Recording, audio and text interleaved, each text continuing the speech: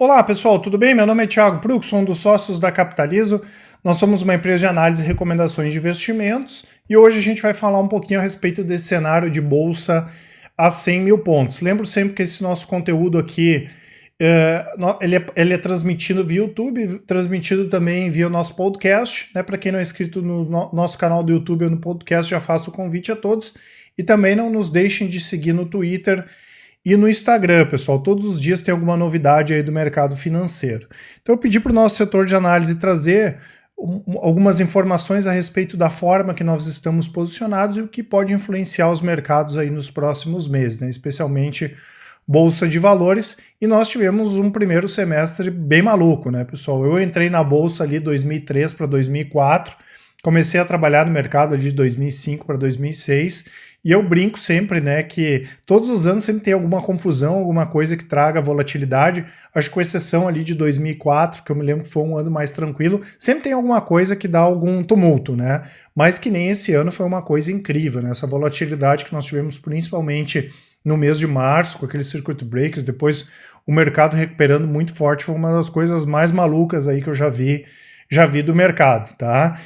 Então, separando um pouco a visão, né, principalmente, primeiro para aquelas pessoas que operam no curto e no médio prazos, para esse tipo de investidor que tem um perfil mais especulativo, o que importa mais é fluxo, né, pessoal? Normalmente, nós utilizamos gráficos aqui para tomada de decisão, análise técnica, os momentos de compra e os momentos de venda. Tem operação de day trade, swing trade, position trade, a operação pode durar 2, 3, 4, 5 meses, como é o caso do rastreador de tendências.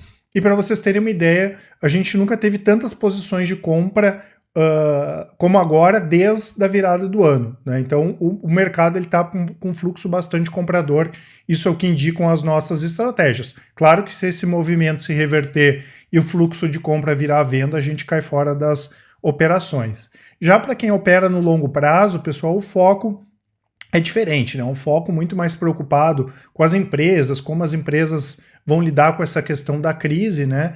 E a abordagem é muito mais ser sócio das companhias, tá? Inclusive, nós temos algumas carteiras recomendadas, como a carteira de dividendos, que tem ativos que já pagam bons dividendos, ativos que têm potencial no pagamento de dividendos, tem carteiras focadas em crescimento, como a Crescimento e a Top Recomendadas, temos carteiras de small caps, temos uma carteira que nós chamamos de buy and hold raiz, que é mais focada na qualidade das companhias, e temos também as recomendações internacionais, e lá fora tem bastante oportunidade, tá, pessoal? Inclusive, algumas ações caíram mais lá fora do que, inclusive, aqui no Brasil, tá? Nós não tivemos nenhuma mudança de ações nas carteiras de longo prazo em função da crise que a gente está vivendo até agora, né? Até porque o foco é mais para o longo prazo, então tem que ter uma perda de fundamento muito grande para algum ativo sair da carteira. E aqui é o contrário, né? Quanto menos mexer, melhor, e ainda está cheio de oportunidade. Não foram todas as ações que recuperaram, e mesmo algumas que recuperaram estão com expectativas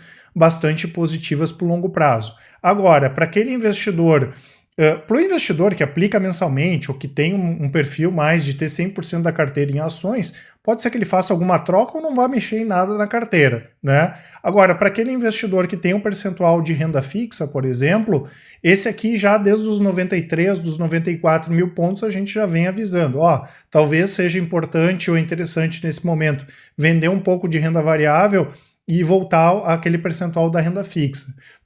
A Bolsa subiu 60% da mínima de março até agora. Né? Tiveram ações que subiram mais, 100%, 150%, mas vamos pegar um investidor ali que entrou ali mais para o final de março, no início de abril, pegou um movimento de alta de 40%, por exemplo.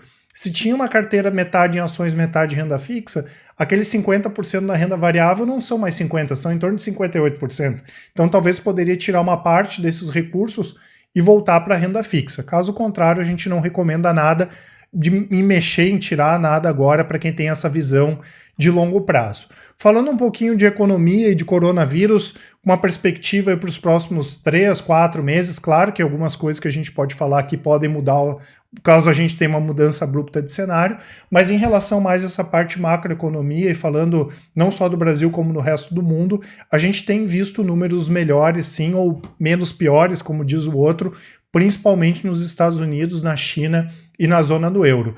Aqui no Brasil os números de indicadores econômicos estavam devendo um pouco, até que na semana passada nós tivemos números de varejo bastante fortes, tá? Em relação à taxa de juros, nós esperamos um corte de pelo menos 0,25 ponto percentual na próxima reunião em agosto, com a Selic caindo para 2%, e é mais ou menos essa a perspectiva do restante do mercado, tá? O mercado projeta pelo menos a Selic terminar esse ano em 2%, e caso a inflação continue acomodada do jeito que está e o PIB, né, caindo entre 5% e 6% esse ano, a atividade continuando fraca, existe sim, né, a possibilidade de, quem sabe, o juro cair ainda mais. O dólar deve seguir pressionado, né? Isso é uma tendência mundial.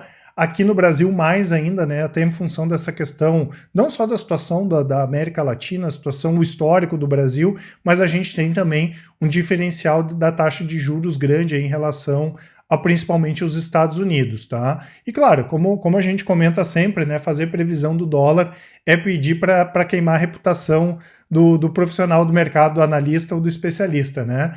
Mas como o pessoal aqui fala, tem poucos motivos para o dólar cair hoje, então eles esperam aí que nos próximos meses o dólar continue nessa faixa entre R$ 5,00 e R$ 5,50, tá? Já em relação a essa questão do coronavírus, a gente vê que as notícias diminuíram um pouco, o noticiário está um pouco mais leve, vamos dizer assim, nas últimas semanas, claro, quando a gente compara a situação de 2 meses atrás, e hoje, né, aquele risco de segunda onda está um pouco menor, né, ou está razoavelmente menor que quando a gente compara também 2 meses hoje, né, com a situação de 2 meses atrás. E muita gente nos pergunta, poxa, Thiago, mas por que a Bolsa vem subindo mesmo com essas notícias ruins?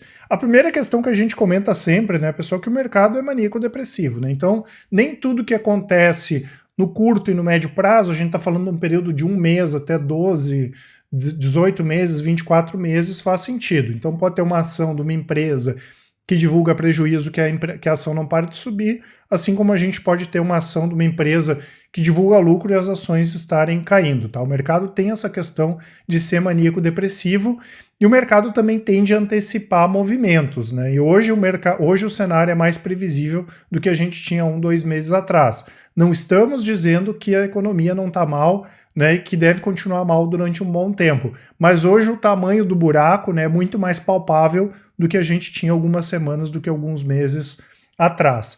Temos também essa questão do juro baixo, né, pessoal, e inclusive em alguns países ao redor do mundo o juro é negativo, né, o que deixa muita gente sem opção na hora de alocar o seu dinheiro, e para muita gente o que sobra é bolsa de valores. Inclusive hoje saíram os números operacionais da B3, né, cresceu 130% o número de investidores do ano passado para cá na bolsa, né? E mesmo quando a gente compara com o mês passado, cresceu quase 7%. Então, mesmo com esse cenário mais turbulento, muita gente tem vindo para a renda variável.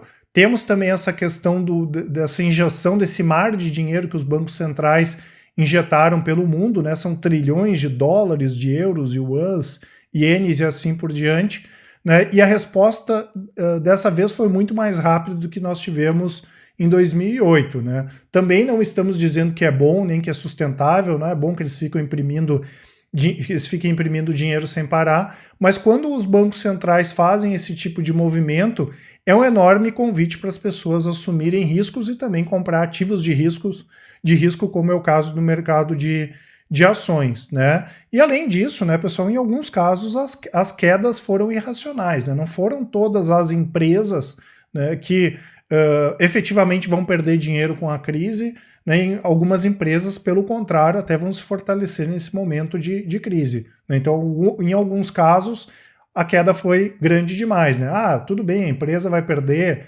20% de receita, o lucro vai ficar deprimido esse ano, no ano que vem, mas aí talvez não justifique uma queda de 60%, 70%, como a gente viu em alguns casos. Aí volta para a primeira questão, que o mercado é maníaco-depressivo, ele também atua de maneira irracional, tanto para os movimentos de baixa, quanto para os movimentos de alta, tá? E nós temos algumas questões aí também que podem ajudar para manter o mercado aí acima desses 100 mil pontos, ou subir até mais nesses próximos 2 a 5 meses, e algumas questões que podem, pelo contrário, fazer com que o mercado volte a realizar. A primeira questão é a temporada de resultados aqui no Brasil, né, que começa na semana que vem. Inclusive, assim que a gente tiver a agenda pronta, a gente passa para vocês. WEG, por exemplo, já anuncia resultados na semana que vem. E o que é mais provável, né, pessoal? Que os resultados sejam ruins, né?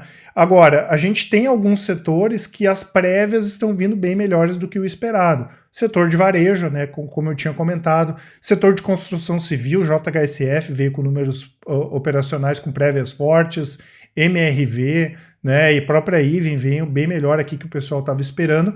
E alguns outros setores, como por exemplo o setor de energia, as prévias operacionais estão vindo fracas, né? A gente pega Energias do Brasil, veio com prévias operacionais bem fracas, inadimplência alta, né? O consumo caiu bastante, né? E tem algumas questões ainda que são mais macro setoriais que também podem ajudar nessa questão do Ibovespa subir ou cair, né? Como por exemplo o setor bancário, né? Que representa, assim como o setor elétrico, um bom quinhão do Ibovespa, tá? E o setor bancário está com fluxo de notícias bem negativos aí nos últimos meses. Dividendos cortados, inadimplência em alta, possibilidade de contágio nos resultados do ano que vem, alta de impostos, limitação de taxas para cheque especial, juros de cartão, né? Ou seja, parece que toda semana tem alguma coisa que fica puxando o setor para baixo, tá? Então aqui pode ser sim, né, tanto nessa questão dos resultados e do setor bancário, né, pode ser que se esse fluxo de notícias negativas se dissipar, né, a gente possa ver uma alta sim mais forte do Ibovespa. Por outro lado, ele pode continuar puxando o Ibovespa para baixo. Claro, né, pessoal, que a gente está falando do Ibov, né, porque cada empresa tem uma história diferente, cada ação tem uma história diferente. O Ibovespa pode ficar lateral e o mercado subir ou o mercado cair, né? Vai depender de companhia para companhia. Temos também essa questão das eleições americanas. Eu não sei se vocês se lembram, mas quando o Trump ganhou, o mercado caiu, né? Porque naquela época era bom, né? O mercado dizia que era bom que a Hillary ganhasse, né? Tinha 90 e poucos por cento de chance do Trump perder, e acabou acontecendo exatamente ao contrário. E hoje, né, o que tudo indica, seria ruim se o Trump perdesse, né? Claro que em relação à questão do Biden, é bem melhor o Biden do que se fosse um Sanders da vida, mas teria uma pressão sim, caso o Trump perdesse para ele, tá? Mas a questão principal até não seria isso, né? Porque o Biden seria um cara mais moderado. A grande questão hoje, né, seria que a Câmara dos Deputados ela é comandada pelos democratas e o Senado pelos republicanos. A grande questão seria se os democratas ficassem tanto com a Câmara dos Deputados quanto com o Senado, porque teria uma chance muito grande, por exemplo, da gente ter elevação de impostos corporativos lá nos Estados Unidos. Aí isso sim não estaria precificado e poderia puxar o mercado para baixo, tá? Essa seria a principal questão. A gente mais para frente vai falar também a respeito das eleições americanas e também das eleições municipais aqui no Brasil, tá? A gente faz um vídeo separado para falar a respeito disso. E também tem outras questões, né, pessoal? A gente pode voltar a ter elevações nas tensões, né, China e Estados Unidos. Inclusive o Trump descartou por hora a possibilidade de um segundo acordo comercial com a China, mas a gente sabe como é que funciona a cabeça do Trump também, né? Ele pode dar uma tuitada lá e mudar tudo, até porque nesse momento ele vai querer se reeleger. Tem a questão do petróleo, né? A gente viu o petróleo caindo absurdamente, ficando inclusive em patamares negativos, tá? A gente entende que tem sim uma chance grande da OPEP+ fazer novos cortes na produção, até para a gente não ter novas baixas no preço do petróleo. E tem também essa questão aí da taxação de dividendos aqui no Brasil, que é o que a gente comenta sempre, né, pessoal? Não dá para morrer de véspera, tá? Se isso for aprovado, não vai terminar com o mercado de ações. A gente entende sim que em algum momento isso vai ser aprovado. Eu sempre brinco, desde que eu entrei no mercado, todos os anos se fala de taxação de investimentos e também tributação de LCI e LCA, mas efetivamente isso tem que estar aprovado, né? Em algum momento isso deve acontecer e a gente deve mudar um pouco a forma de investir aqui, mais ou menos como aconteceu nos Estados Unidos aí nos últimos 30, 40 anos. Taxação em cima de empresas aumentou, as empresas diminuíram o pagamento de dividendos e aumentaram, por exemplo, os programas de recompra de ações, né? Claro que a gente entende também que não vai ser simplesmente os dividendos tributados por aqui e deva ter sim alguma compensação, e dependendo do tipo de compensação que a gente deva ter, vai ser melhor para algumas empresas ou vai ser pior para outras companhias, mas como eu falei, não dá para morrer de véspera, isso tem que estar aprovado lá e sancionado pelo Bolsonaro depois para a gente tomar alguma decisão, tá certo, pessoal? Então se a gente olhar hoje o cenário, né, claro, bem mais benigno do que a gente tinha 1, 2 meses atrás. Se a bolsa vai continuar subindo ou não, isso a gente não sabe, tá, pessoal? Por isso que a gente sempre insiste em relação a essa questão da gente continuar seguindo as nossas estratégias. Se for para curto e médio prazos, seguimos aí com fluxo hoje positivo, e se for para longo prazo, a gente tem que olhar empresa por empresa, ação por ação, para ver quais são aqueles bons ativos para compor a nossa carteira no longo prazo, tá certo, pessoal? E para quem ainda não conhece o nosso site, eu sempre deixo o convite, né, para conhecer os nossos produtos. Nós temos o Top Fundos, que são as recomendações de fundos de investimento, incluindo fundos imobiliários. Temos o Invista em Ações, que são as recomendações de ações por longo prazo. O Carteiras Capitalizo, que são as recomendações de renda fixa, de fundos e do Invista em Ações para quem quer montar carteira diversificada de investimentos. Inclusive, vocês podem enviar para a gente a carteira de vocês.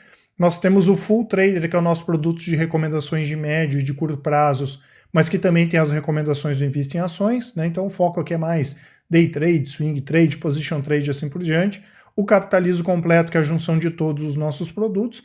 Além disso, pessoal, deem uma conferida no site, tem a parte do blog, lista do Telegram, os e-books, relatórios grátis. O podcast tem o acesso ali também, além de todos os nossos contatos, né? Para quem quiser mandar um e-mail para a gente, nos chamar no WhatsApp ou dar uma ligada, a gente vai estar sempre à disposição para atender todo mundo. Tá certo, pessoal? Um abraço a todos e até mais.